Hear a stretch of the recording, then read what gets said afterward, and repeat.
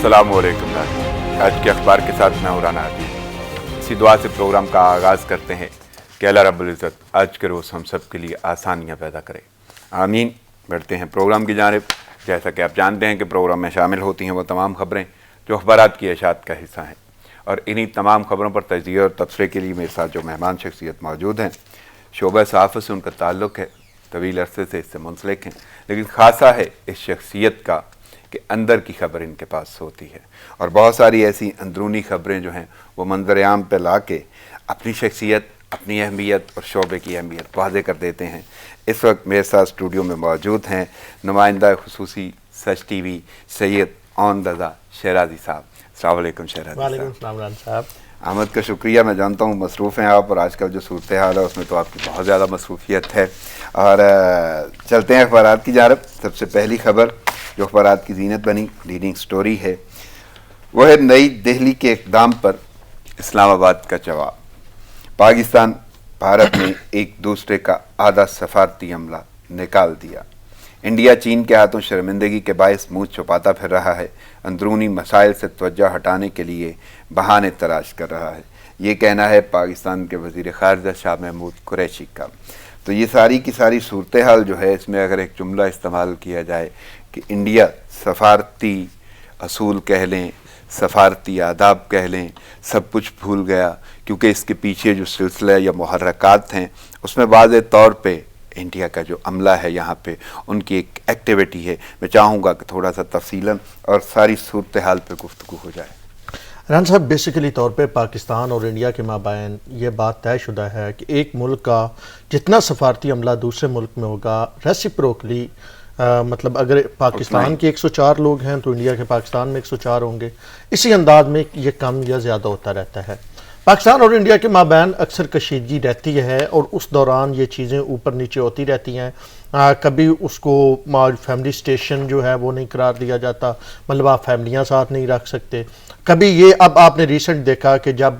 5 अगस्त का वाक़या हुआ, कश्मीर वाला मामला जब सामने आया, तो उसके बाद पाकिस्तान ने जो है वो अपना हाई कमिश्नर जो थे वो वापस बुला लिए, और भारत ने भी अपने हाई कमिश्नर वापस बुला लिए। अब डिप्टी हाई कमिश्नर, जिन्हें हम नाज़मुल अमूर कहते हैं, उस लेवल के ताल्लुकात हैं, यानी हाई कमिश्नर लेवल के ताल्लुकात नहीं हैं। अब इसमें ये जो अभी रिसेंट डेवलपमेंट हुई है, इसमें भारत के इंटरनल पॉलिटिक्स जो है वो मुकम्मल तौर पे इस पे हावी है। मोदी सरकार 5 रियासतों में इंतखाबात आ रही, और उसके बाद आहिस्ता आहिस्ता जैसे जैसे उसकी मोदी की वो जो एक फेम थी वो कम होती गई, मकबूलियत का गिरा बिल्कुल इस तरह नीचे गिरा जैसे बुलंदी से पानी नीचे की तरफ आता है। तो उसके बाद फिर चाइना वाला मामला आ गया, और चाइना वाला मामला आने के बाद एक बड़ा अच्छा ट्रेंड चलता है भारत में, और उस ट्रेंड को कहा जाता है सरेंडर मोदी। मतलब नरेंद्र मोदी का नाम तब्दील करके सरेंडर मोदी रखा जाता है, और ये सबसे पहले कौन कहता है? राहुल गांधी कहता है, जो वहां पे अपोजिशन का लीडर है। अब जनाब जब सरेंडर मोदी है तो उसने सरेंडर वाले काम तो करने हैं।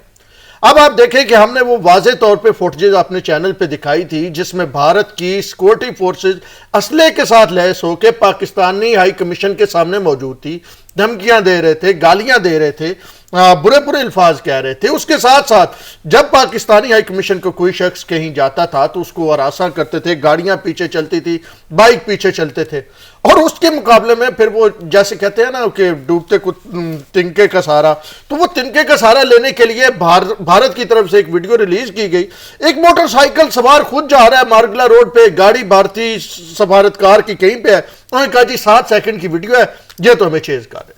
तो उसमें भी भारत पूरे में उनकी मजाक उड़ाया गया कि अगर इस तरह चेज करते हैं तो फिर इसका मतलब है दिल्ली में तो लाखों लोगों को चेज करते हैं जो मोटर बाइक वाले हैं। तो अब इस तमाम सूरत हाल से, खास करके चीन में जो लद्दाख का तकरीबन ऑलमोस्ट सारा हिस्सा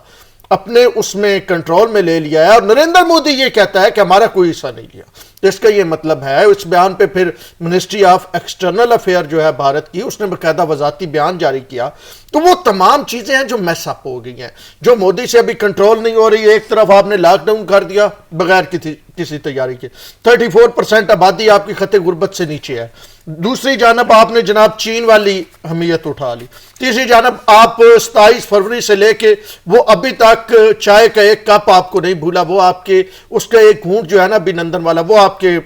گلے میں اٹکا ہوا ہے. تو یہ وہ تمام چیزیں تھی. اب انڈیا میں بکتا کیا ہے؟ انڈیا میں بکتا ہے اینٹی پاکستان.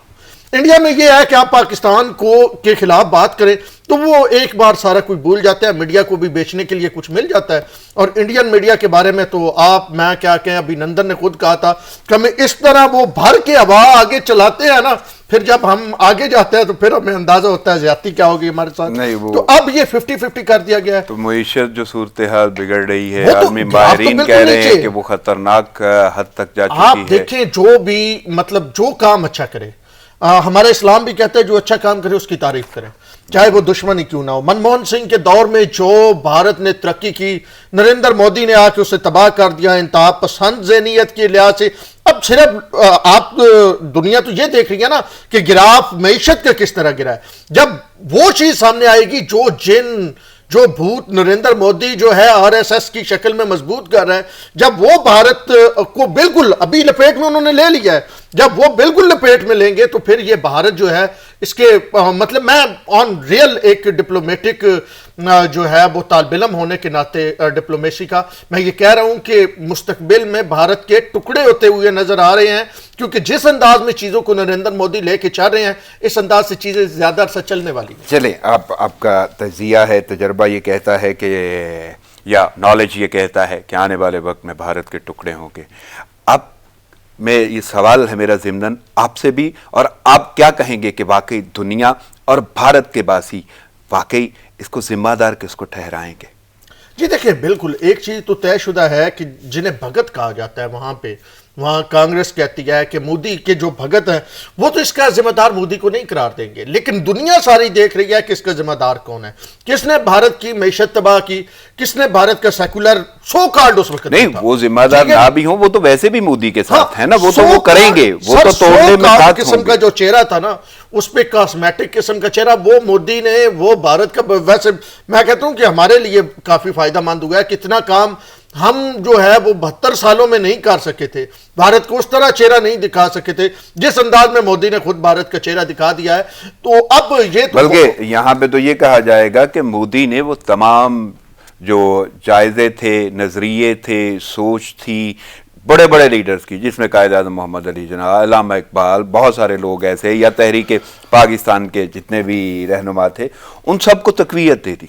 وہ اس وقت کہا کرتے تھے کہ ان چیزوں کا سامنا ہوگا, تو شاید بھارت میں کچھ لوگوں کی سوچ ایسی تھی کہ نہیں ہوگا, لیکن اب تو جو مقبوضہ کشمیر میں رہتے ہیں, جو انڈیا میں رہتے ہیں, مسلمان جو رہتے ہیں, باقی ریاستیں جو ہیں اور ہمسایہ ممالک جو ہیں, وہ واضح جان گئے کہ بھارت ہے ہی ایسا. رن صاحب بالکل, یہ بھارت کی اخباروں نے سرخی لگائی ہے جو میں ابھی آپ کو بتا رہا ہوں, انگلش نیوز پیپر نے, کہ مودی نے جناح کو رائٹ ثابت کر دیا. یہ جب این آر سی والا معاملہ آیا, نیشنل رجسٹریشن اور دیگر معاملات, اور انہوں نے جناب کہا کہ آپ پروو کریں آپ انڈین سٹیزن ہیں, یہ تمام وہ چیزیں تھیں, اور اسپیسیفک مسلمانوں کے لیے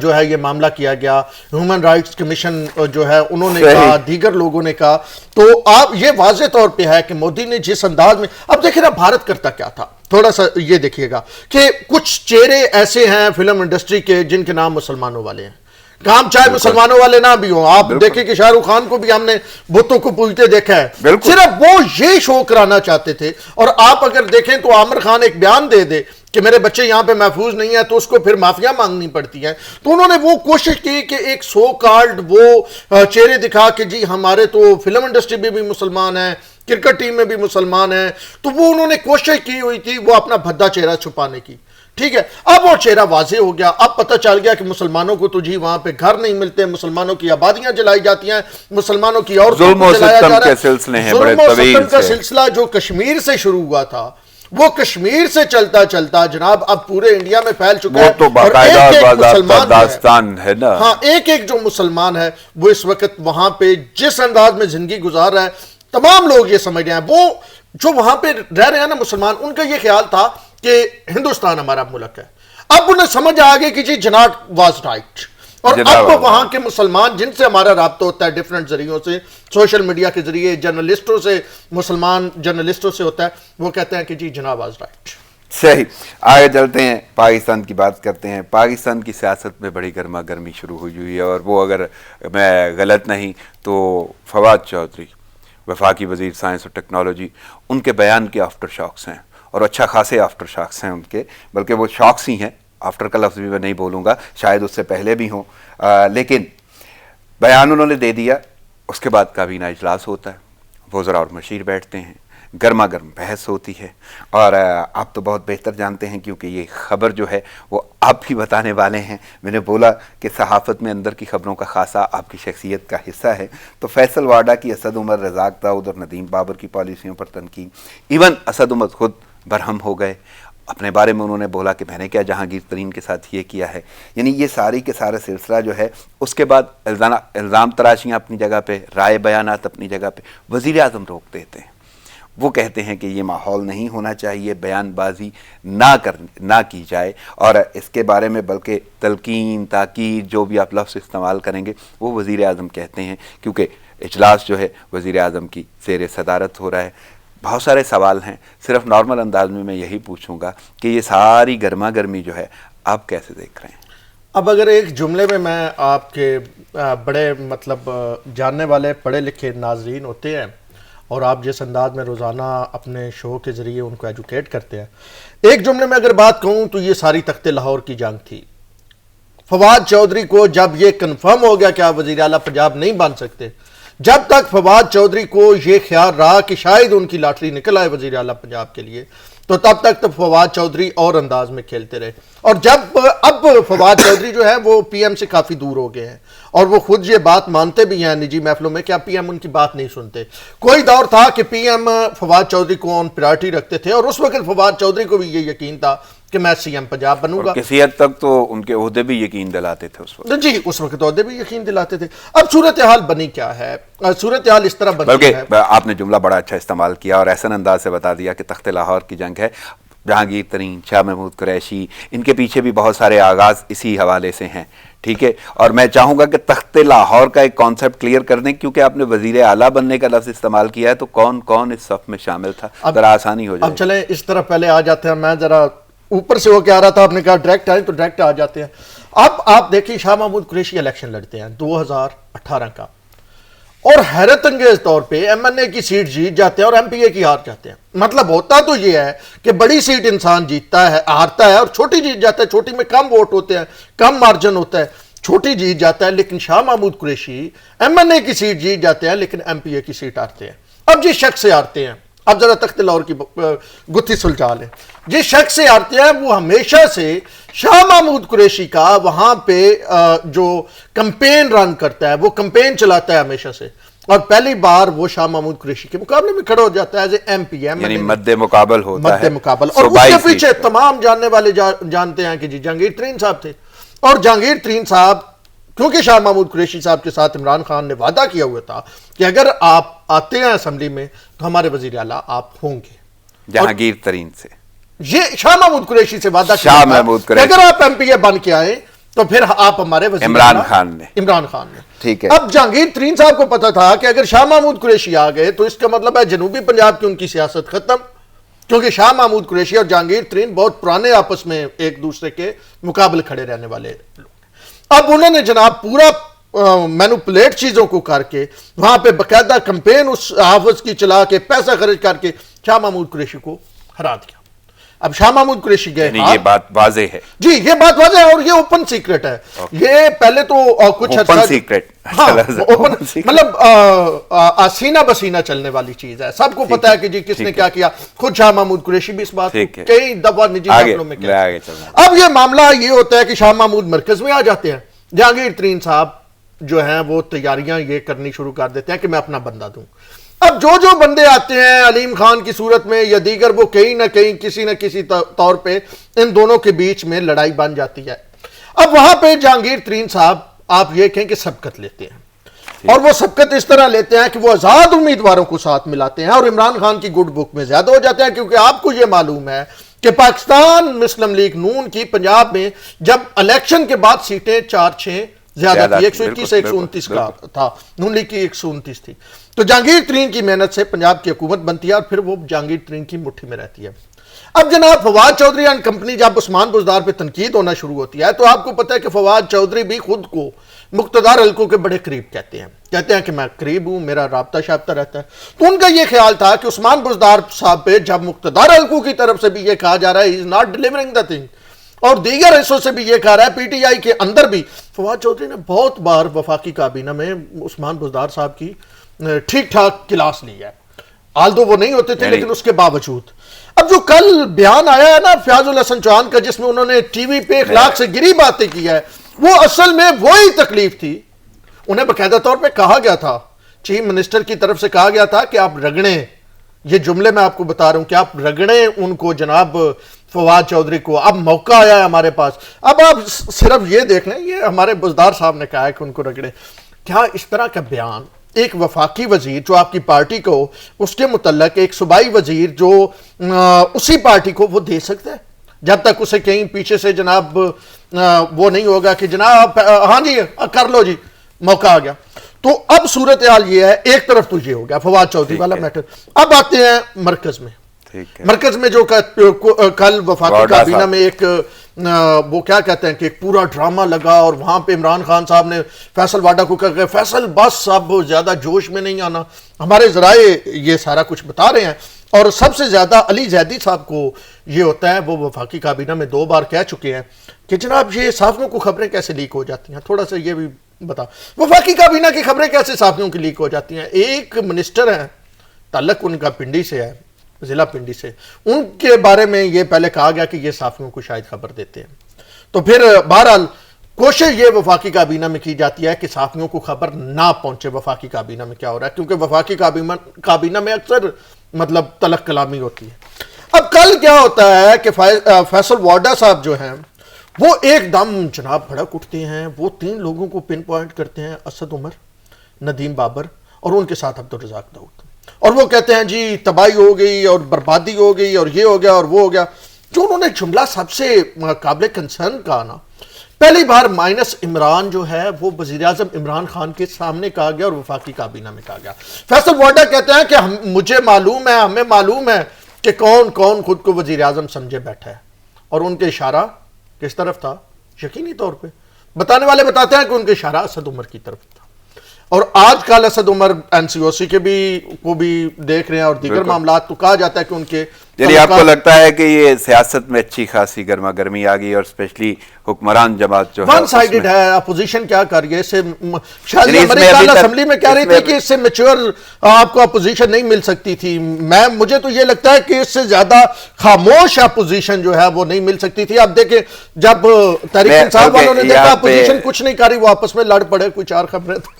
سراج صاحب میں آگے بڑھتا ہوں، بلکہ میں اناؤنس کرنا چاہتا ہوں اپنے ناظرین کے لیے کہ ہمیں سینئر تجزیہ کار محمد مہدی صاحب نے بھی جوائن کر لیا ہے. ہم ابھی ان سے بھی گفتگو کریں گے، اور اس کے ساتھ ساتھ بیورو چیف پشاور ہیں سچ ٹی وی عمران ایاز، ہم ان سے بھی گفتگو کریں گے اور ان ٹاپکس کے حوالے سے بات ہوگی. لیکن پہلے میں محمد مہدی صاحب سے بات کروں گا. السلام علیکم سر. وعلیکم السلام. سر گفتگو چل رہی ہے سیاست کی گرما گرمی، بلکہ یہ سیاست کی بہت کم ہے. حکمران جماعت کا اگر ذکر کیا جائے تو زیادہ لفظ بہتر ہوگا، اور ساری کی ساری صورتحال جو ہے وہ وفاقی وزیر سائنس اور ٹیکنالوجی ہیں فواد چودھری، ان کے بیان کے آفٹر شاکس ہیں. یعنی ان آفٹر شاکس کے حوالے سے اگر میں ذکر کروں تو کل کابینہ اجلاس تھا، اجلاس میں بڑی گونج رہی، گرما گرمی رہی، لیکن زیر بحث فواد چودھری کا وہ انٹرویو آیا جو اپنی ہی جماعت کے حوالے سے تھا، اور بہت سارے سلسلے اس میں بیان کر دیے گئے. اور اس کے بعد فیصل واڈا، اسد عمر، بڑے بڑے نام آ گئے، جہانگیر ترین، شاہ محمود قریشی. تو یہ سارے کے سارے سلسلے جو ہیں، یہ ساری کی ساری صورتحال، اس کو آپ کیسے دیکھ رہے ہیں، اسپیشلی حکومت میں، حکومت کی جانب سے حکومتی اراکین نے یہ کریٹ کی ہے؟ بسم اللہ الرحمن الرحیم. رانا صاحب، بات اصل میں یہ ہے کہ اگر آپ اس انٹرویو کو آپ نے ضرور دیکھا ہوگا تو یہ انٹرویو جو ہے اس حوالے سے بہت اہم تھا کہ فواد چودھری صاحب نے اس میں 2-3 باتیں شاید لوگ اس پہ توجہ نہیں دے رہے، وہ بڑی اہم کہی. ایک تو انہوں نے فرمایا کہ اگر عمران خان صاحب جائیں گے تو سب جائیں گے. اب یہ بہت اہم بات ہے کہ وہ سب جانے سے ان کی مراد کیا ہے، اور ایسا بھی محسوس ہوتا ہے کہ وہ بنیادی طور پہ کہیں اور بتا رہے ہیں کہ اگر ہماری حکومت چلی گئی تو شاید آپ لوگ بھی نہیں بچ سکیں گے. تو ایک تو یہ بڑی اس کے اندر اہم بات ہے. دوسری بات یہ ہے کہ کچھ عرصے سے آپ کو پتہ ہے کہ اسد عمر اور قریشی صاحب کا ذکر بار بار چل رہا ہے کہ یہ شاید نعم البدل کے طور پر ہے اور کوئی ان ہاؤس تبدیلی آئے گی تو یہ اہم لوگ ہوں گے. اچھا یہ ساری باتیں چل رہی ہیں اور ایسا نہیں ہو سکتا کہ عمران خان صاحب کو پتہ نہ ہو, لیکن اس انٹرویو کے بعد یہ صورتحال ہوئی ہے کہ وہ دونوں صاحبان کٹہرے میں آ کے کھڑے ہو گئے. تو اگر ہم غور کریں تو یہ انٹرنل جو ان کے مسائل ہیں, مسائل تو اپنی جگہ پہ رہے, لیکن یہ ان کے کیبنٹ میں فواد چودھری صاحب نے ایک ایسی صورتحال پیدا کر دی ہے کہ جو اس سے افیکٹو لوگ ہیں ان کو وہ سامنے لے کر آ گئے ہیں. اور پھر اس کے بعد جیسے کل فیصل واڈا صاحب کے حوالے سے آ رہا ہے کہ انہوں نے کیبنٹ کے اندر یہ بات کری تو انہوں نے مزید اس کی تصدیق کر دی, اس کی موڑ لگا دی. اور اب جو ہے وہ عمران خان صاحب کے پاس تھوڑی سی سپیس جو ہے وہ اگر آپ غور کریں تو بڑھ گئی ہے, اور جو صورتحال ہے اس کے اندر اب وہ یہ کہنے والے ہیں کہ اصل میں کیا, تو اس کو ہم اس پرسپیکٹو میں بھی دیکھنا ضروری ہے. ہاں لیکن اس کے اندر جو بہت اہم بات ہے وہ یہ ہے کہ جہاں کیبنٹ میں یہ سب کچھ ہو رہا ہے وہاں ان کے ایم این ایز, اور کل ہم نے دیکھا کہ ریاض مزاری صاحب نے فلور کے اوپر جس قسم کی گفتگو کی, اور کل شام کے پروگرام میں جس طرح ان کے راجہ ریاض صاحب نے یا خواجہ شیراز صاحب نے گفتگو کری, تو یہ ساری چیزیں بتاتی ہیں کہ کچھ عرصے سے کھچڑی پک رہی ہے اور حالات خراب ہے. لیکن اس میں بھی غور طلب بات ہے کہ یہ سارے لوگ وہ ہیں جو 2018 کے الیکشن سے چند دن پہلے آئے ہیں پارٹی کے اندر, اور بنیادی طور پہ یہ سمجھتے ہیں کہ ان کو الیکشن کو عمران خان کی وجہ سے یہ نہیں جیتے ہیں,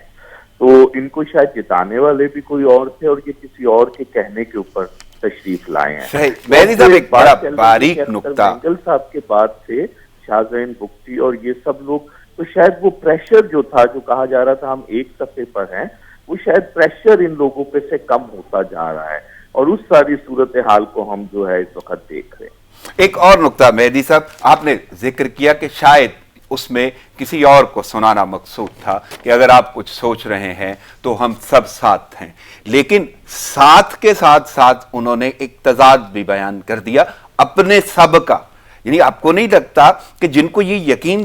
دلانا تھا کہ ہم ساتھ ہیں, انہیں کو یہ بھی بتا دیا کہ ہم ٹوٹے ہوئے ہیں؟ دیکھیے بات یہ ہے کہ جو لوگ ہیں نا, جو اصل لوگ ہیں یا جو لے کر آئے ہیں, ان کو بڑی اچھی طرح پتا ہے کون ٹوٹا ہوا ہے اور کون کیا کر رہا ہے. دیکھیں نا, اگر کہیں لابنگ ہو رہی ہے, ہم فرض کرتے ہیں کہ ہو رہی ہے, تو کہاں ہو رہی ہے؟ اسد عمر صاحب اور شاہ محمود قریشی صاحب کس سے جا کر بات کر رہے ہیں؟ کیا انہوں نے ایم این اے سے بات کری ہے یا کہیں اور انہوں نے کوئی یقین دہانیاں کرا رہے ہیں؟ تو یہ جو ساری صورتحال ہے یہ اصل میں اگر ہم کبھی بھی دیکھیں, جب ہمارے ملک میں اسٹیبلشمنٹ کا رول زیادہ بڑھ جاتا ہے تو عموماً یہی لوگ الیکشن جیت کر آتے ہیں. اگر ہم فواد چودھری صاحب کو ہی دیکھ لیں تو فواد چودھری صاحب کی فیملی 1926 سے الیکشن لڑ رہی ہے, اور 1926 سے ہمیشہ 2002 میں وہ جیت جاتے ہیں, لیکن اس کے بعد وہ 2008 کے اندر اور 13 کے اندر ہار جاتے ہیں. تو ہم یہ دیکھ رہے ہیں کہ جب اسٹیبلشمنٹ کی مرضی کا زیادہ الیکشن ہوتا ہے تو وہ جیت جاتے ہیں. تو یہ سب لوگ جو ہیں, مثلا فواد چودھری صاحب بھی جو ہیں وہ کوئی پی ٹی آئی کا چہرہ اس طرح نہیں ہے, وہ بھی اس وقت پی ٹی آئی میں نہیں آئے جب مشکل صورتحال تھی اور پی ٹی آئی اسٹرگل کر رہی تھی. یہ سب لوگ اس وقت آئے جو 2011 کے جلسہ ہوا لاہور کے اندر, تو اس کے بعد زیادہ تر ان لوگوں کی شمولیت ہے. تو یہ ساری چیزوں کو ہمیں ذہن میں رکھ کر سوچنا چاہیے. اس میں کوئی شک نہیں ہے کہ پی ٹی آئی جو تھی وہ 2018 سے پہلے کوئی جماعت کی شکل میں نہیں تھی, تو اس کو جماعت بنا دیا گیا ہے. صحیح. مہدی صاحب آپ ساتھ رہیے گا ہمارے, ہم آپ سے گفتگو کا سلسلہ آگے جاری رکھیں گے. سیاست کے حوالے سے مزید خبریں بھی ہیں, ان پر بات چیت ہوگی, لیکن اس سے پہلے میں ذرا رخ کروں گا پشاور کا. اب پشاور کی جو صورتحال ہے وہاں پہ لوڈ شیڈنگ کا سلسلہ بہت طویل ہو گیا, طوالت اختیار کر گیا, اور اسی کا یہ نتیجہ ہے کہ وہاں پہ احتجاج شروع ہو گئے ہیں. تو اسی حوالے سے ہمارے ساتھ بیورو چیف پشاور عمران ایاز موجود ہیں. السلام علیکم عمران. وعلیکم السلام. عمران, جو صورتحال ہے کہ احتجاج شروع ہو گیا, لوڈ شیڈنگ بہت ہو رہی ہے, میں یہ پوچھنا چاہوں گا ایک تو اس کا دورانیہ کتنا ہے, اور دوسرا کیا یہ اعلانیہ ہے یا غیر اعلانیہ؟ کر دوں کہ پشاور ہے اور اس کا ایک علاقہ ہے مضافاتی. پشاور میں جو ہے اس وقت جو غیر اعلانی لوڈ شیڈنگ ہو رہی ہے وہ 10 سے 12 گھنٹے ہو رہی ہے, جبکہ جو مضافاتی علاقے ہیں جن میں مختلف مترا, ماشوگگر, متنی, بڑا بیر، خزانہ، یہ تمام جو علاقے ہیں، ان علاقوں کی اگر میں ذکر کروں تو ان علاقوں میں تقریباً 18 سے 20 گھنٹے جو ہے یہ غیر اعلانیہ لوڈ شیڈنگ کی جا رہی ہے۔ اس وقت جو احتجاج کا سلسلہ شروع ہوا ہے وہاں پہ جو عوام ہے ان کا یہ کہنا ہے کہ کم سے کم جو غیر اعلانیہ لوڈ شیڈنگ ہو رہی ہے اس کو بند کیا جائے، کیونکہ جو شیڈول دیا گیا ہے اکثر علاقوں میں 4 سے 6 گھنٹے شیڈول دیا گیا ہے کہ لوڈ شیڈنگ ہوگی، لیکن اس کے باوجود 10 سے 12 گھنٹے ان علاقوں میں یعنی لوڈ 4 شیڈنگ سے کی جا 5 رہی ہے۔ گھنٹے یا 3-4 گھنٹے کا شیڈول ہے؟ جی بالکل، ایسا میں رانا صاحب آپ کو یہ بتا دوں کہ مختلف علاقوں میں جو ہے مختلف شیڈول رکھے گئے ہیں اور اس کو جو ہے ریکوری کے ساتھ جو ہے وہ کنیکٹ کیا گیا ہے، لیکن اس کو جن فالو علاقوں نہیں کیا میں جا جتنی رہا، ریکوری ہو رہی ہے یعنی اس اس شیڈول کو ریکوری فالو کے نہیں حوالے کیا سے جو جا ہے رہا۔ ان کو جو ہے وہ جی جی جی رانا صاحب میں پوچھ رہا تھا کہ جو شیڈول مختلف علاقوں میں مختلف شہروں میں اس حوالے سے دیے گئے ہیں، اس علاقے کی اہمیت کے حوالے سے، تو اس کو فالو نہیں کیا جا رہا، وہ شیڈول کے تحت نہیں بجلی جا رہی۔ اگر 4-5 گھنٹے کی بات ہے تو وہاں پہ 8 گھنٹے جا رہی ہے، اور جہاں پہ اور مزید کوئی صورتحال ہوگی وہاں پہ 20-20 گھنٹے۔ اور ایک ساتھ سوال میں رکھ دوں کہ یہ 20-20 گھنٹے بجلی جانے کی وجہ بھی کوئی ہے؟ رانا صاحب بالکل، یہ میں تھوڑی سی دونوں چیزوں کی وضاحت کر دوں۔ ایک تو یہ ہے کہ جن علاقوں میں 4 گھنٹے کا شیڈول دیا گیا ہے وہاں پہ ریکوری اس مطابق ہو رہی ہے، اس لیے 4 گھنٹے انہوں نے دیے ہوئے ہیں کہ یہاں پہ مطلب وہاں 50 سے 60% ریکوری ہو رہی ہے تو وہاں پہ 4 گھنٹے لوڈ شیڈنگ ہوگی۔ جن علاقوں میں 70-80% ریکوری ہو رہی ہے وہاں پہ 0% لوڈ شیڈنگ ہوگی، لیکن جن علاقوں میں 10-20 یا 30% ریکوری ہو رہی ہے وہاں پہ 15 سے 18 گھنٹے لوڈ شیڈنگ ہوگی۔ صحیح۔ اس کے ساتھ ساتھ جن علاقوں میں 4 گھنٹے کا شیڈول دیا گیا ہے وہاں پہ اب 10 سے 12 گھنٹے کی جو ہے وہ غیر اعلانیہ لوڈ شیڈنگ ہو رہی ہے، جس سے عوام جو ہے وہ انتہائی پریشان ہے۔ اور لوڈ شیڈنگ کا دورانیہ یہ ہوتا ہے کہ اگر صبح 7 بجے لائٹ گئی ہے تو 2 بجے لائٹ آئے گی، 7 بجے لائٹ گئی ہے تو 12 بجے لائٹ آئے گی، مطلب 4-5 گھنٹے جو ہے وہ غیر اعلانیہ لوڈ شیڈنگ ایک ساتھ کی جا رہی ہے۔ جبکہ جو شیڈول دیا جاتا ہے اس شیڈول میں واضح ہوتا ہے کہ ہر 4 گھنٹے بعد جو ہے 1 گھنٹے لائٹ جائے گی، 4 گھنٹے جو ہے وہ لائٹ رہے گی۔ صحیح۔ اس کے علاوہ اب اگر یہ مضافاتی علاقے ہیں جہاں پہ 20-20 گھنٹے غیر اعلانیہ لوڈ شیڈنگ ہو رہی ہے، اکثر علاقے تو ایسے ہیں جہاں پہ 24 گھنٹے لائٹ نہیں ہوتی، بلکہ 2-3 دن لائٹ نہیں ہوتی، وہاں پہ 3 دن بعد جو ہے وہ لائٹ آتی ہے اور لوگ جو ہیں وہ تھوڑا سا گھنٹہ ڈیڑھ وہ لائٹ آتی ہے، لیکن وہ گھنٹہ ڈیڑھ جو لائٹ بھی آتی ہے اس کی وولٹیج اتنی کم ہوتی ہے کہ آپ اس لائٹ کو استعمال نہیں کر سکتے۔ اس طرح جو شہری علاقے ہیں وہاں پہ بھی سب سے بڑا مسئلہ جو ہے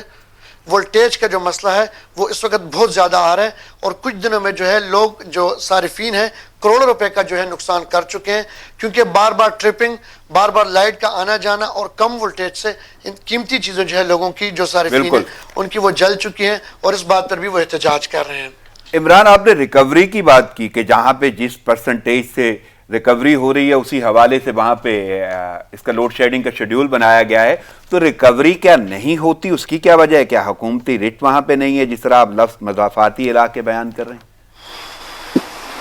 آج بالکل رانا صاحب دیکھیں، جو مضافاتی علاقے ہیں وہ شہر سے تھوڑا سا دور ہیں، اور یہ علاقے زیادہ تر کافی عرصے سے جو ہے وہ دہشت گردی کا شکار بھی رہی ہے وہاں پر۔ دوسرا یہ ہے کہ وہاں پہ وابڈہ حکام جو ہیں وہ بہت کم لوگ وہاں پر جاتے ہیں، اور وہاں پہ بہت کم، کیونکہ یہ شہر سے کافی دور علاقے ہیں۔ دوسرا یہ ہے کہ اب تک وہاں پہ میٹر کا کوئی رجحان ہے ہی نہیں، زیادہ تر وہاں پہ کنڈا کلچر ہے، لوگ کنڈے ڈائریکٹ ڈالتے ہیں اور ڈائریکٹ جو ہے وہاں سے بجلی لیتے ہیں اور بجلی کو وہ خرچ کرتے ہیں، اور اس کا سارا بوجھ جو ہے ان لوگوں پہ پڑتا ہے جو بل دے رہے ہوتے ہیں۔ تو یہاں پہ میں حکومت کے ساتھ ساتھ جو وابڈہ حکام ہیں ان کے ساتھ ساتھ صارفین کی طرف سے بھی یہ تھوڑا سا ان سے گلہ یہ کروں گا کہ اکثر علاقوں میں اب بھی کنڈا کلچر جو ہے وہ جاری ہے، میٹر تو لگا دیا جاتے ہیں لیکن اس میٹر سے بجلی نہیں لی جا رہی، یعنی بجلی کنڈے چوری لگائے کی جاتے جا ہیں رہی اور ان کنڈے سے جو ہے وہ بجلی یعنی بجلی چوری کی جاتی ہے سر۔ جی چوری کی جاتی ہے۔ تو وابڈہ کا کیا موقف ہے اس ساری صورتحال کے حوالے سے؟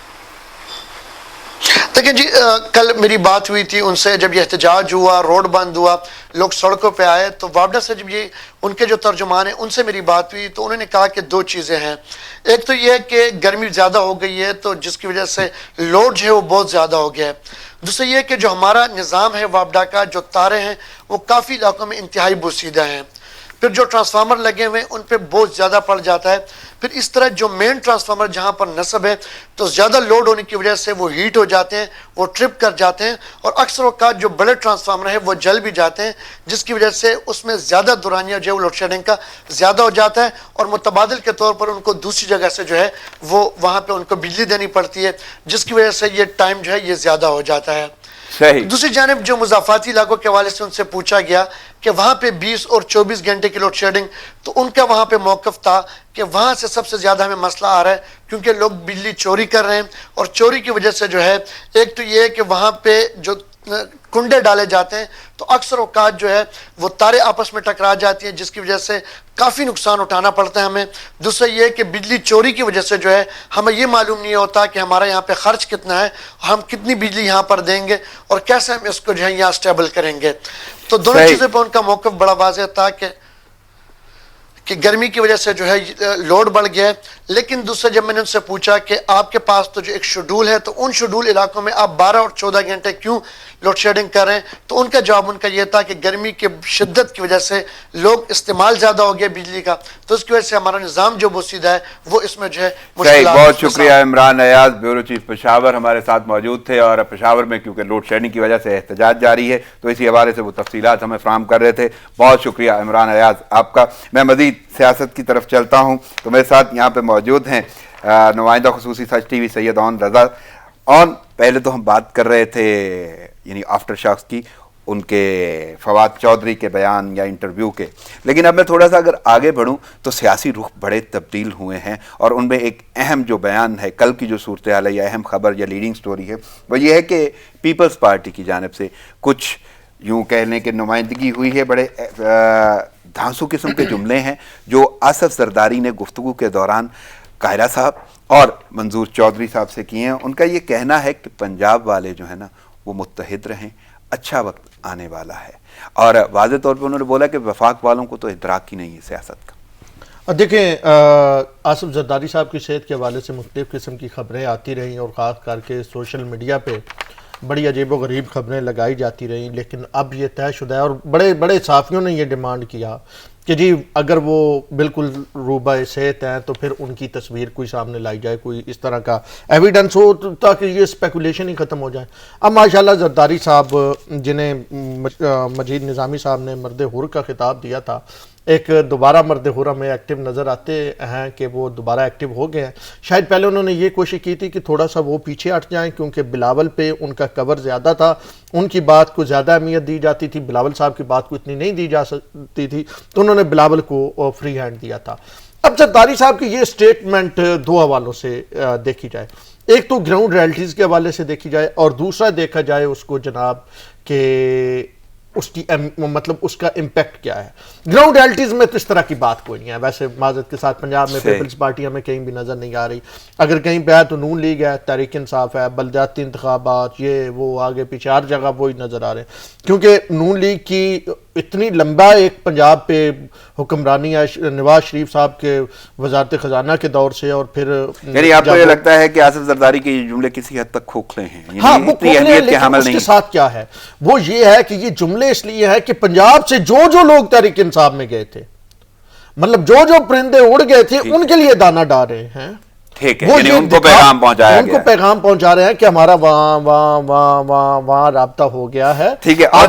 مہدی صاحب ہمارے ساتھ ہیں, میں اسی گفتگو کو آگے بڑھاتا رہوں گا اور ان سے میں ضرور تجزیہ چاہوں گا. مہدی صاحب یہی سوال آپ کی طرف, لیکن اس میں تھوڑا سا رخ اور ہوگا کہ حکومتی حلقوں کے, حکومتی اراکین کے یا ان اجلاسوں کی کاروائی تو آپ نے دیکھ لی کہ اختلافات کی ایک فضا جاری ہے, لیکن دوسری جانب اپوزیشن کی جانب سے پیپلز پارٹی کی جانب سے پہلی بار جیانوں کو متحد ہونے کا اور ایک اچھی یا نوید سنائی گئی ہے ایسی, اور واضح طور پہ کہا گیا ہے کہ جو وفاق میں بیٹھے ہیں ان میں سیاسی ادراک نہیں ہے. تو آپ کیسے دیکھ رہے ہیں آصف زرداری کے ان جملوں کو؟ دیکھیں, آصف زرداری صاحب جو ہیں وہ پاکستانی سیاست کے اندر محترمہ بے نظیر بھٹو صاحبہ کے آخری دور سے ہی کافی میٹر کرتے ہیں, اور اس میں کوئی شک نہیں ہے کہ جیسے مسلم لیگ نون کے اندر نواز شریف صاحب کی اہمیت ہے, اسی طرح پیپلز پارٹی میں آصف علی زرداری صاحب کی اہمیت. اور زرداری صاحب جو ہیں ان کا بولنا اس لیے بھی ضروری تھا کہ وہ کافی عرصے سے انہوں نے کوئی ایسی بات نہیں کری تھی جو سیاسی طور پر استعمال کی جا سکے. تو زرداری صاحب نے کچھ عرصے کے بعد ٹیلی فون کیا. آیا کہ عید والے دن بھی انہوں نے سینئر صحافیوں کو ٹیلی فون کیے تھے عید مبارک کے, لیکن ان میں سے کسی صحافی نے یہ نہیں چاہا کہ اس کو خبر کی شکل بنائی جائے. لیکن بہرحال کیونکہ یہ پولیٹیکل لوگ تھے, انہوں نے اس کو خبر کی شکل بنائی. اور بنیادی طور پہ یہ بات درست ہے کہ ان کا یہ جو بیان ہے یہ بنیادی طور پہ پنجاب کے حوالے سے اس لیے بھی ہے کہ ہم نے یہ دیکھا ہے کہ ابھی ندیم افضل چند صاحب جو ان کے ساتھی تھے پہلے پیپلز پارٹی کے, انہوں نے چھٹی دے دی ہے یا تحریک انصاف چھوڑ دی ہے. ایک ابہام کی صورتحال ہے. اسی طرح شمشان بخاری صاحب کی جس قسم کی کیسٹ سامنے آئی ہے ڈاکٹر کے ساتھ, تو یہ وہ لوگ ہیں جو جن کے بارے میں پہلے بھی تصور تھا کہ یہ پیپلز پارٹی چھوڑنا نہیں چاہتے تھے, لیکن کیونکہ اب کوئی گنجائش پنجاب میں نہیں نظر آ رہی تھی تو فائنلی یہ لوگ چلے گئے. تو انہوں نے یہ کوشش ان کی ہے جو بہت عرصے سے جاری و ساری ہے. بار بار وہ کہتے ہیں کہ بلاول جو ہیں وہ لاہور آ کر بیٹھیں گے, اور وہ بہت دفعہ یہاں آئے بھی اور آ کر لوگوں سے ملے بھی. تو یہ ان کی کوشش ہے کہ اگر میں پھر یہ کہوں کہ جو ان کے ساتھ تھے, جس طرح اون شیرازی صاحب نے بولا کہ ان کو پیغام ہے, اور آپ نے بھی یہ بولا, اور آپ نے تو بخاری صاحب کی اس ویڈیو کا آڈیو کا بھی ذکر کیا, تو واقعی کیا لہجے اسی لیے بگڑ رہے ہیں, یا ان لہجوں سے اندازے لگا کے یہ بیان دیے جا رہے ہیں پیپلز پارٹی کی جانب سے؟ کہیں ایسا تو نہیں کہ پیپلز پارٹی صرف لہجوں کا تاثر لے رہی ہے اور شاید اس کا کوئی فائدہ نہ ہو پائے اتنا؟ ہو سکتا ہے کہ آپ کی بات درست ہو اور وہ لہجوں کا صرف فائدہ ہی اٹھانا چاہ رہی ہو, لیکن ہمیں دوسری طرف یہ دیکھنا ہوگا کہ تحریک انصاف کے اندر ہمیں عمران خان صاحب کی گرفت جو ہے کل کے واقعے کے بعد سے یہ سمجھ آ رہی ہے کہ ان کی پارٹی کے اندر ایسے لوگ ہیں جو ان کو ریپلیس کرنا چاہ رہے ہیں. ان کی پارٹی میں بھی یہ شدت سے محسوس ہو رہا ہے, کیونکہ ہم نے یہ دیکھا کہ کل کے واقعے کے بعد کوئی فواد چودھری صاحب پر یا فیصل واٹا صاحب پر کوئی ایسا ایکشن نہیں ہوا جو اس قسم کے بیانات کے بعد لیڈرشپ کرتی ہے. آیا کہ عمران خان صاحب پہلے ہی ایک کمزور لیڈر تھے, کیونکہ آخری وقت کے اندر جو تھا وہ ساؤتھ پنجاب کے لوگوں کو صوبے کے سلسلے میں ان کے ساتھ جوڑ دیا گیا تھا, جو کوئی ان کی لیڈرشپ کے اندر نہیں تھے. تو ان کی لیڈرشپ اس طرح نہیں تھی جیسے بے نظیر بھٹو کی یا نواز شریف کی اپنی پارٹی کے اندر ہوتی تھی. تو اس ساری صورتحال کو پیپلز پارٹی جو ہے وہ دیکھ رہی ہے اور سمجھ رہی ہے, اور وہ کوشش کر رہی ہے, کیونکہ اگر ہم یہ دیکھیں تو 2008 کے الیکشن میں بھی پیپلز پارٹی کو جو سیٹیں ملی وہ ساؤتھ پنجاب میں تھی. نارتھ پنجاب اور سینٹرل پنجاب کے اندر ان کے پاس سیٹیں نہیں تھی, اور ابھی بھی ہم دیکھ رہے ہیں کہ زیادہ تر آوازیں ساؤتھ پنجاب کی طرف سے آ رہی ہیں. اور پیپلز پارٹی کے ابھی بھی جو لوگ موجود ہیں, یوسف رضا گیلانی ہوں کہ محمود صاحب ہوں, رحیم یار خان والے, یہ سارے لوگ آج بھی ساؤتھ سے ہی ریلیٹڈ ہیں. تو یہ لوگ جو ہیں یہ میٹر کرتے ہیں, اور یہ اگر یہ لوگ اور پارٹی تحریک انصاف میں کوئی دراڑ آتی ہے تو ان لوگوں کے لیے, کیونکہ وہاں مسلم لیگ کے لوگ آلریڈی موجود ہیں ان تمام حلقوں میں, تو شاید مسلم لیگ کی طرف جانا ان لوگوں کے لیے مشکل ہو, لیکن واپس پیپلز پارٹی کی طرف جا سکتے ہیں. ضمن سوال ہے میرا, ایک ضمن سوال فرمایا کہ یہ جو بات وہیں آ جاتی ہے کہ وہ یہ بھی تاثر دینے کی کوشش کر رہے ہیں کہ کہیں ان کی بات ہو رہی ہے یا ان کو کہیں سے کچھ موقع ملے گا. تو یہ وہ ساری چیزیں ہیں جو پاکستان میں میٹر کرتی ہیں. صحیح. ضمن سوال ہے, آپ کو مستقبل کیا نظر آ رہا ہے پیپلز پارٹی کا پنجاب کے حوالے سے؟ میں کہہ رہا ہوں جس طرح جہال متحد کرنے کا بول دیا, اور انہوں نے بولا کہ اچھا وقت آنے والا ہے, اور اسلام آباد میں یا وفاق میں تو سیاسی ادراک ہی نظر نہیں آ رہا انہیں. تو یہ ساری کی ساری صورتحال بیان کرنے کے بعد آپ کو کیا لگتا ہے پنجاب میں پیپلز پارٹی کا مستقبل کیا ہے؟ دیکھیے, اگر ان ہاؤس چینج آ گئی تو پھر تو پیپلز پارٹی کا مستقبل کافی بہتر ہو جائے گا, کیونکہ اس کا نقصان جو ہے وہ بہرحال تحریک انصاف کو پڑے گا. اور دوسری بات یہ ہے کہ اگر ان ہاؤس چینج آئی تو شاید اس کو مزید 3 سال اس ان ہاؤس چینج کو چلانا بھی مشکل ہو جائے گا. تو اس کا مطلب ہے کہ مڈ ٹرم الیکشن جو ہیں وہ ہو سکتے ہیں, تو اس کا فائدہ بہرحال پیپلز. لیکن اگر یہ سلسلہ چلتا رہا تو پھر فوری طور پہ پیپلز پارٹی کو کوئی فائدہ نہیں ہے, اور اگر بلدیاتی الیکشن اس سیٹ اپ نے کروا لیے تو پھر مزید پیپلز پارٹی کے لیے مشکلات بڑھ جائیں. صحیح. آپ کا بہت شکریہ مہدی صاحب, آپ نے اپنا بڑا قیمتی وقت ہمیں دیا. Thanks a lot for being with us. ہمارے ساتھ موجود تھے اون شیرازی مہدی صاحب انہوں نے بڑے احسن انداز سے بتایا ہے کہ تاثر بڑے بڑے الگ ہیں، اور آپ نے جہاں سے سلسلہ چھوڑا تھا نا کہ ایک وہ بات ہو گئی کہ پیپلز پارٹی کی اہمیت پنجاب میں گئی، لیکن دوسرا وہی رخ کہ سیاسی ادراک نظر نہیں آتا اور پیپلز پارٹی کی اپنی اہمیت، میں چاہوں گا کہ وہیں سے سلسلہ جوڑ لیں۔ دیکھیں میں یہ کہہ رہا تھا کہ گراؤنڈ ریئلٹیز پہ تو پیپلز پارٹی نظر نہیں آ رہی، اور یہ طے شدہ حقیقت ہے۔ جنوبی پنجاب اور کچھ تھوڑی بہت جگہوں کو چھوڑ کے آپ نے دیکھا ہے کہ پنجاب میں کتنی کا پوزیشن پیپلز پارٹی نے کی، کرتے بھی کیا، ان کے پاس سیٹیں کتنی تھی، اور دوسرا یہ چلے سیٹیں نہیں بھی تھی تو اب تو کرونا مطلب ہم پری کرونا چلتے ہیں، پوسٹ کرونا نہیں چلتے، ہم پری کرونا اگر چلیں تو کتنے احتجاج پیپلز پارٹی کے ایم پی ایز یا لیڈران نے کیے۔ چلے نون لیگ تو ایک اس طرح کی اپوزیشن پنجاب میں بنی کہ جو بالکل خاموش تھی، نیب کی وجہ سے، کسی اور وجہ سے، کیسز، رانا مشہود، ثناء اللہ، سارے مطلب وہ سلسلہ تھا، شہباز شریف، حمزہ شہباز، لیکن پیپلز پارٹی کے پاس یہ تو تھا کہ لوگ اگر پیپلز پارٹی کے ساتھ تھے جیسے زرداری صاحب کہہ رہے ہیں تو پھر پیپلز پارٹی سڑکوں پہ لاتی۔ تو پیپلز پارٹی کے پاس معذرت کے ساتھ پنجاب میں اس وقت لوگ نہیں ہیں، اور جو چند چہرے پیپلز پارٹی نے بنائے تھے یعنی ندیم افضل چند یا راجہ ریاض صاحب، مطلب ایسے ہی چہرے، جب آپ کے چہرے راجہ ریاض صاحب جیسے ہوں مطلب تو پھر آپ دیکھ لیں کہ آپ نے کتنا ورک اس صوبے میں کیا ہے۔ اور ایک آپ اپنے دور میں نون لیگ کی فرینڈلی اپوزیشن بن کے آپ نے ویسے ہی پیپلز پارٹی کو پنجاب سے ختم کر دیا تھا۔ اب ایک تو یہ ہو گئی پہلی بات۔ دوسری بات، اب جو ہم دوسری طرف آتے ہیں گراؤنڈ ریئلٹی سے تھوڑا ہٹ کے اب ہم پازیٹیوٹی کی طرف آتے ہیں، تو زرداری صاحب کی اس بیان کو اس انداز میں لیا جائے کہ کاف لیگ کے ساتھ ان کے مراسم بہت اچھے ہیں۔ پاکستان میں اگر کسی دور میں ڈپٹی وزیر اعظم رہا ہے تو وہ پاکستان پیپلز پارٹی کے دور میں رہا ہے۔ تو اس سے یہ ظاہر ہوتا ہے کہ زرداری صاحب کوئی بڑی گیم کھیلنا چاہتے ہیں، وہ یہ چاہتے ہیں کہ ان کے لوگ واپس آئیں جو گئے ہیں، ندیم افضل چند، راجہ ریاض، شمشان بخاری، وہ لوگ واپس آئیں، وہ ایک اچھی ڈیل پیکج کے لیول پہ جائیں، اور وہ جا کے اب آپ دیکھیں نا کہ جیسے میں نے پہلے کہا کہ جب الیکشن ہوئے تھے تو نون لیگ کی سیٹیں زیادہ تھی پاکستان تحریک انصاف سے، تو زرداری صاحب اب کوشش یہ کر رہے ہیں کہ مقتدار حلقوں کی نظر بھی اپنے پہ ڈلوا رہے ہیں، کیونکہ جب تحریک انصاف سائیڈ پہ کریں آپ تو اس کے بعد آپ کے پاس آپشن بچتا کیا ہے؟ نون لیگ تو ساری آپ نے جناب نیب میں اکٹھی کی ہوئی ہے۔ تو زرداری صاحب کا یہ خیال ہے کہ اگر پیا کے من کو بھا جائیں تو پھر کیا نہیں ہو سکتا، اس لیے وہ کہہ رہے ہیں کہ آپ اکٹھے ہو جائیں، شاید پیا کے من کو بھا جائیں۔ یعنی ایک سوچ کتابیں ہے واضح طور پہ، لیکن ایوان کی صورتحال آپ بڑی گہری جانتے ہیں، آپ حالات دیکھتے ہیں، بلکہ عینی شاہد میں ہیں۔ عبدالقادر پٹیل نے ایسے الفاظ ادا کیے جو ایوان کے تقدس کے منافی ہیں۔ اسپیکر اسد کیسر کی رولنگ، کہا رکنیت معطل کرنے کا اختیار ہے، ایسے الفاظ ادا کرنے کی اجازت نہیں دی جائے گی جن سے ارکان کی توہین ہو۔ حالات کیسے دیکھ رہے ہیں، ایوان کیسے دیکھ رہے ہیں، اس کا تقدس اور یہ بیانات اور یہ رولنگ؟ دیکھیں یہ ایک سائیڈ سے نہیں ہوتے، ہم دیکھتے ہیں یہ حکومتی بینچز سے بھی ہوتے ہیں، اپوزیشن بینچز سے بھی ہوتے ہیں۔ اس سے پہلے قاسم سوری صاحب نے جو ہے سلیکٹڈ کے لفظ پہ پابندی لگائی تھی، انہوں نے کہا سلیکٹڈ کے لفظ آپ اسمبلی میں نہیں بولیں گے۔ جب بلاول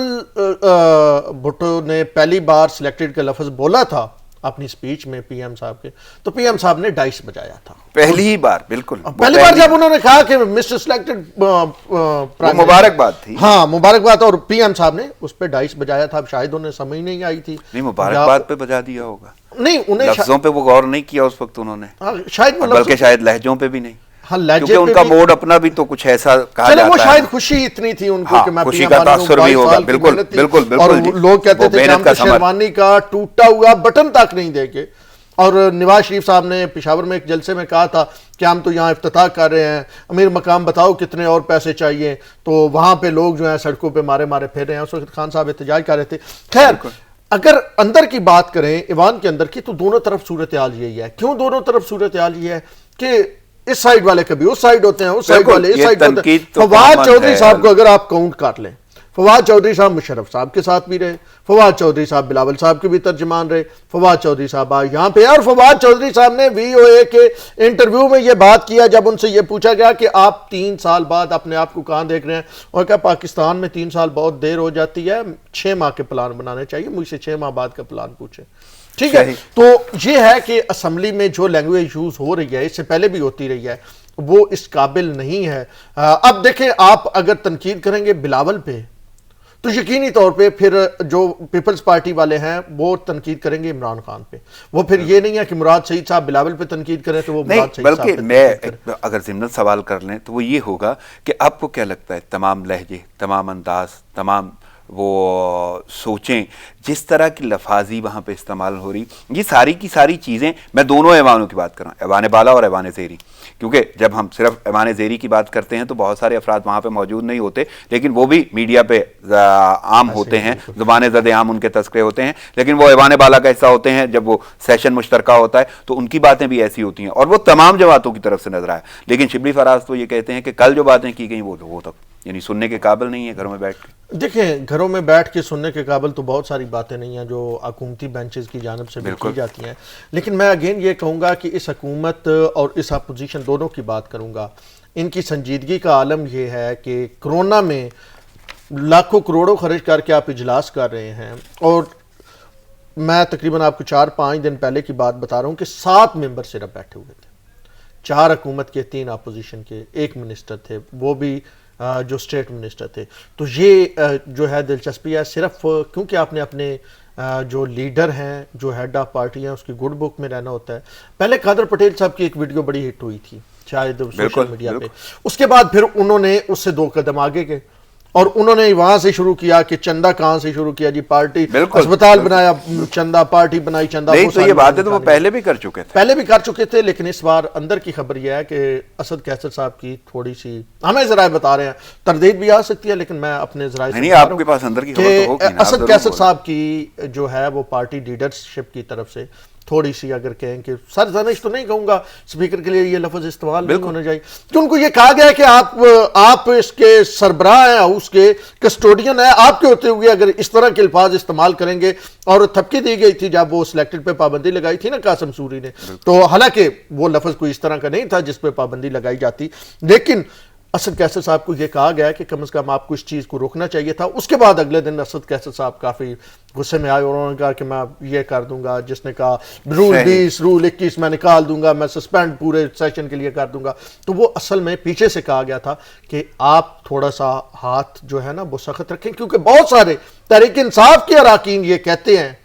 کہ جی اسد کیسر صاحب اپوزیشن کے ساتھ رویہ بہت نرم رکھتے ہیں، اور یہ شکایتیں پی ایم صاحب کے پاس بھی پہنچی ہیں. تو اسد کیسر صاحب کو کہا گیا کہ تھوڑا ہاتھ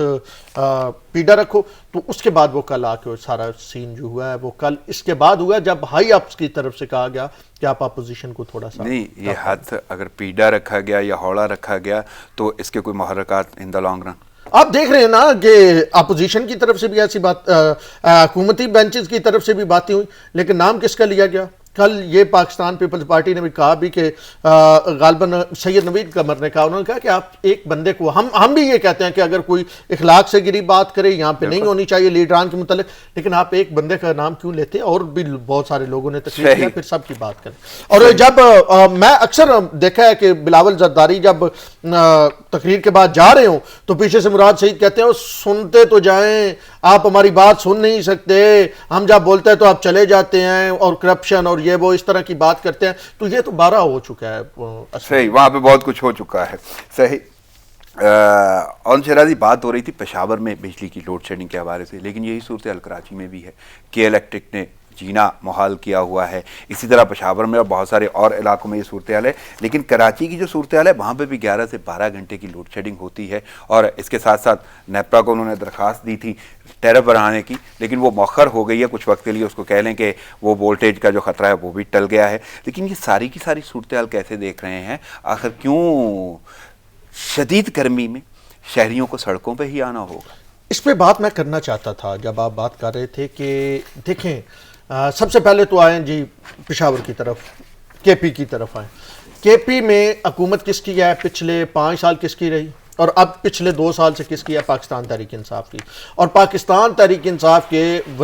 ابھی جو وزیر اعظم ہیں اور اس کے چیئرمین تھے عمران خان صاحب، فرماتے تھے کہ ہم 350 ڈیم بنائیں گے، ہم اتنے بجلی گھر بنائیں گے، ہم جو ہے کے پی تو مثالی صوبہ ہے، ہم نے تو یہ کر دیا وہ کر دیا. اب ہمیں سمجھ آ گئی نا،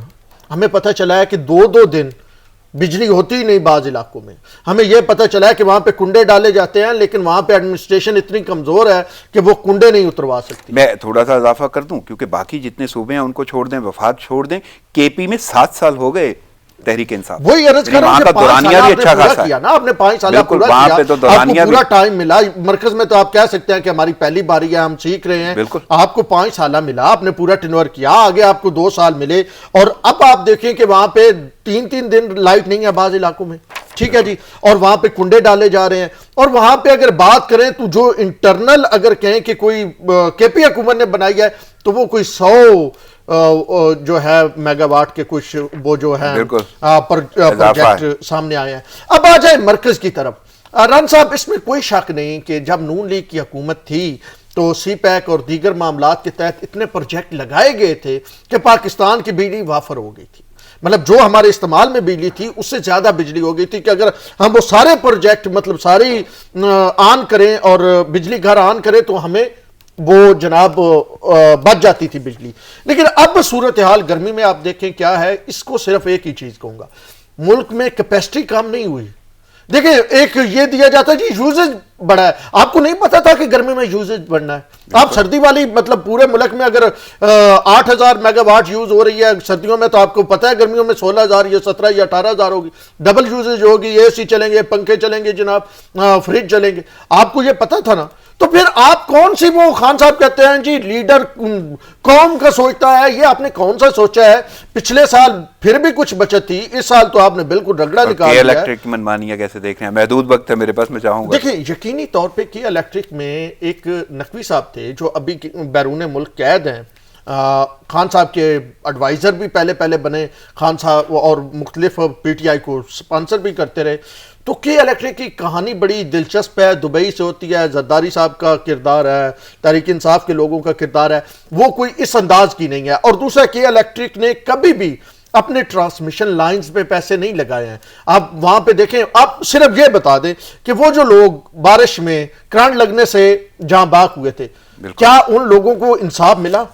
क्या के इलेक्ट्रिक के किसी बंदे को पकड़ा गया? क्या ये कहा गया कि आपने ये जो मटेरियल लगाया हुआ है और ये जो आप इस्तेमाल कर रहे हैं ट्रांसमिशन लाइंस, ये इस्तेमाल करनी चाहिए या नहीं करनी चाहिए? और किस तरह पानी, बारिश के पानी में करंट जो है वो आ रहा है। तो जब इस तरह का सूरत हाल हो और इस तरह का इंसाफ हो और इस तरह का चेक एंड बैलेंस हो, तो फिर वहां पे कोई बदलाव की उम्मीद बड़ी मुश्किल है। आपने तब्दीली देख ली, इस मुल्क में जो तब्दीली बेचता है, इस मुल्क में जो तब्दीली बेचता है वो इस मुल्क को और ज्यादा जो है वो अंधेरे की तरफ लेके जाता है। और मेरे ख्याल में बेहतर है कि तब्दीली की बजाय, वो कहते हैं ना कि इस मुल्क का मसला ये है कि ये मुल्क ऐसे ही चलता रहेगा। अब ये तब्दीली जिस अंदाज में चल रही है, अगर ये इसी तरह चलती रही तो फिर राना साहब शायद